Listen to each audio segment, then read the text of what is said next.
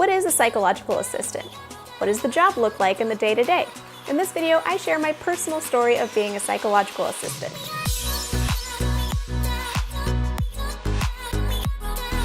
Welcome to Private Practice Skills. I'm Dr. Marie Fang, licensed psychologist. I post videos offering tools I learned the hard way about starting and growing private practice so that you don't have to. A quick disclaimer before we get into it, I am licensed as a psychologist in the state of California, so the laws I'm going to be referring to are applicable only within my jurisdiction as set forth by the California Board of Psychology. So anything I say here may not necessarily apply to you if you're outside of my jurisdiction. Furthermore, the laws governing psychologists can differ from the laws overseeing MFTs, MSWs, LPCCs, and any other mental health professionals. So be sure to be aware of what laws might be applicable to you in your state jurisdiction as well as your governing board. This video is going to be in a longer and less structured format, and the reason for that is because I wanted to share some more of the backstory of why I decided to create this channel. So let's begin by telling the story of how I've decided to create the channel Private Practice Skills.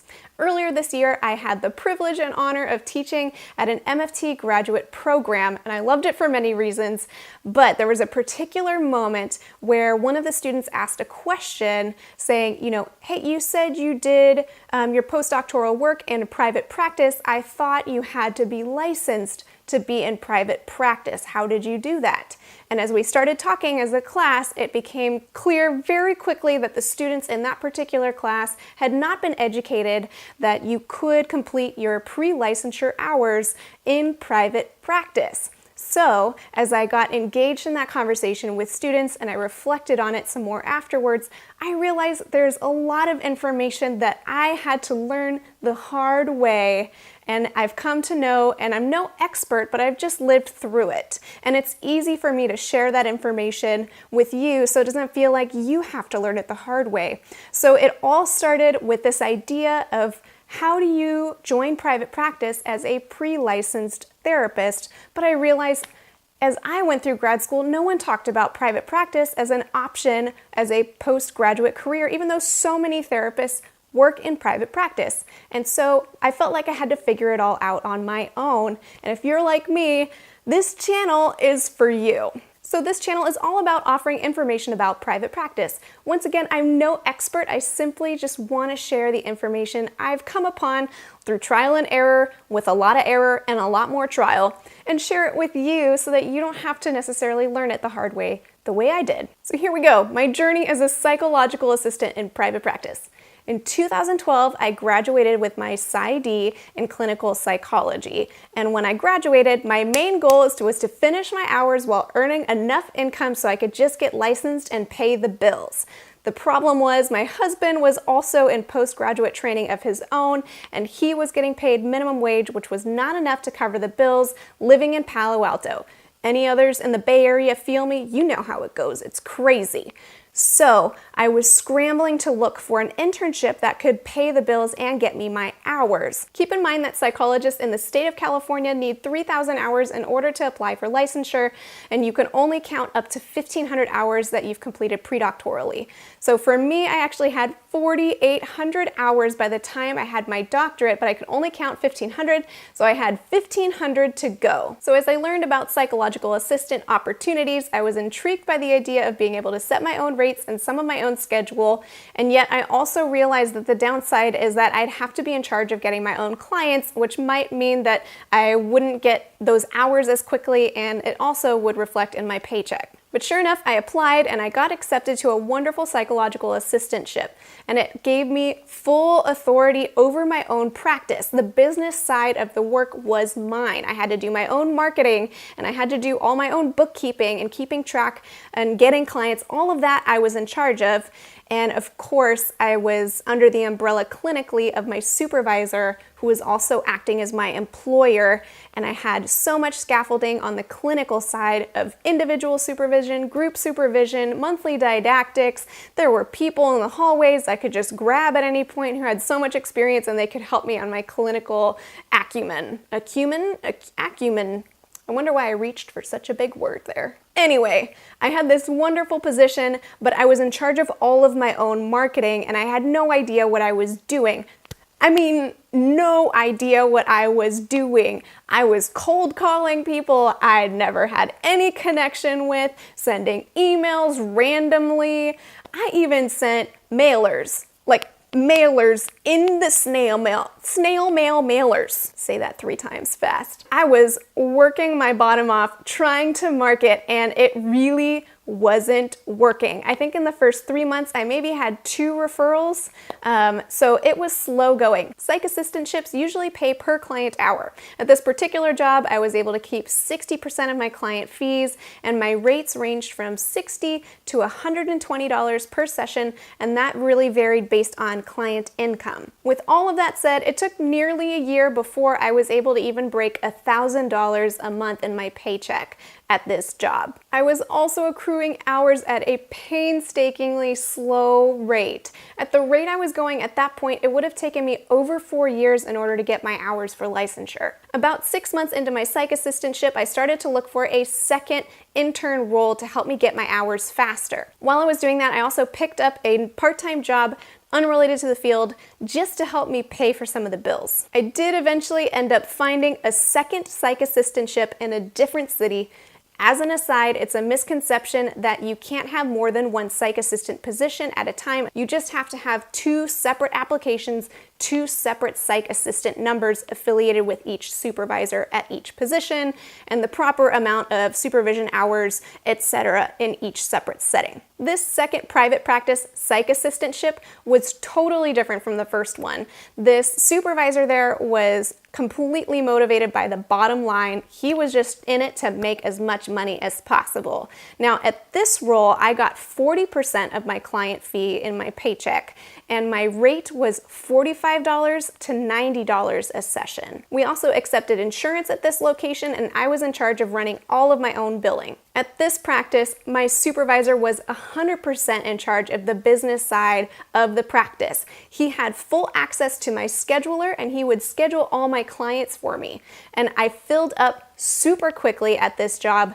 Within a matter of just a few months, I was seeing 20 clients a week in the 3 days that I was working in that practice. With all that said, even in my busiest months that I was there, the biggest paycheck that I ever took home was about $2,000 after tax. This was an incredibly difficult job for so many reasons.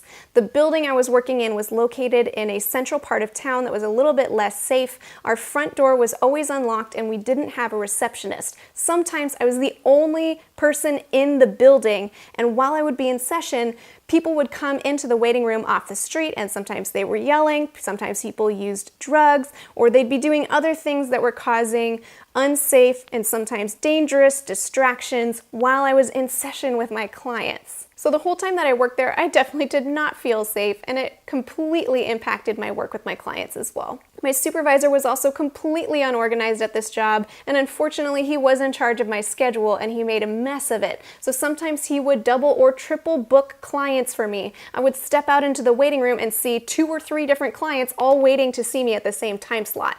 It was out of control, and I was the one that was left to pick up the mess, which usually meant that I'd have to reschedule people and then offer them their session free of charge for the inconvenience. So I felt it in my pocket, and it would break the trust in the rapport that I'd have with my clients. My supervisor at this job also frequently forgot about our scheduled supervision time, so I'd make the 1.5-hour drive in traffic to meet him for supervision, only to find out that he was in another state, and I'd have to cancel some of my clients in order to come back and see him on another day. While I'm on a roll venting about this second psych assistantship, an added layer of difficulty was that given that we were accepting insurance, the type of practice that we were made it really difficult to advocate for insurance reimbursement. So I usually spent about 3 to 5 hours a week on the phone talking to insurance companies, trying to contest any denied claims.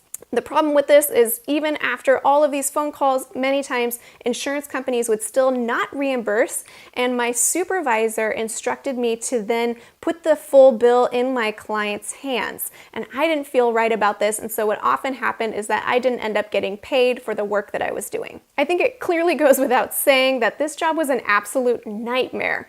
Once I was finishing up my hours, my supervisor invited me to stay on as a licensed clinician, but I would still be operating as an employee employee taking only 40% of my fee home with me, and though my fee would be higher to reflect the fact that I'd be licensed, that was just a no-no for me, and I was out of there as soon as I finished my hours. I didn't even wait until I was licensed. All in all, from starting work at the first practice to completing all of my hours between both practices, it was about a 2-year journey. Needless to say, this was a really rough season of my life. I should say that each of these jobs, the 2 psych assistantships and the 3rd job that I took to pay for our bills, were in 3 completely different cities, and sometimes I had to drive to all 3 cities in the same day. So on any given day, I would average about 150 miles sitting in my car and maybe 2.5 hours or longer sitting in traffic. By the time I completed all of my hours, my first practice was starting to thrive. My strategies were getting better for marketing. Word of mouth referrals were coming in at a rapid rate, and I had to turn clients away, refer them out. As I finished my hours there, I was invited to stay on with the group as an independent practitioner once I was licensed. So this would mean that it would be completely 100% my business from a legal perspective. I'd be called a sole proprietor, and I'd be 100% in charge of my business, but I'd have the benefits of being able to stay in the communal office space with the rest of my colleagues. So I stayed on with this practice for an additional 3 years once I was licensed, and I deeply enjoyed my experience there. The only reason I did eventually choose to phase out of that practice is because it was a 50-mile commute through traffic, and I wanted to create more stability in my life. So in 2016, I began a practice in the same city that I live, and I started building it up slowly as I phased out of my other location. And by the end of 2017, I was ready to take the plunge and go full-time in my office in San Jose where I live. So that was the overview of my journey as a psych assistant. If you made it all the way through to the end, I hope you found some helpful tidbits or nuggets for you as you're on your journey. Maybe you're thinking about applying to be a psych assistant, or you are already a psych assistant, or maybe you're just kind of checking out your options while you're in graduate school. If you are a supervisor considering taking on a supervisee, I really implore you to consider some of the things I brought up, as I had 2 very different internship experiences as a psych assistant, and it made all the difference what kind of supervisor I had. I'm curious, if you've been a psych assistant, what kinds of experiences have you had? And in general, let me know what kinds of things would you like to see from this channel. You can comment below or send me a message, and I'd love to hear from you. I'll put a link in the description box to the California Board of Psychology's frequently asked questions about psych assistantships. Well, I hope you found this video helpful, and until next time, from one therapist to another, I wish you well. Don't forget to subscribe for more videos like this one. Right, John? Oh, he's a sweet girl. What do you have to say about that?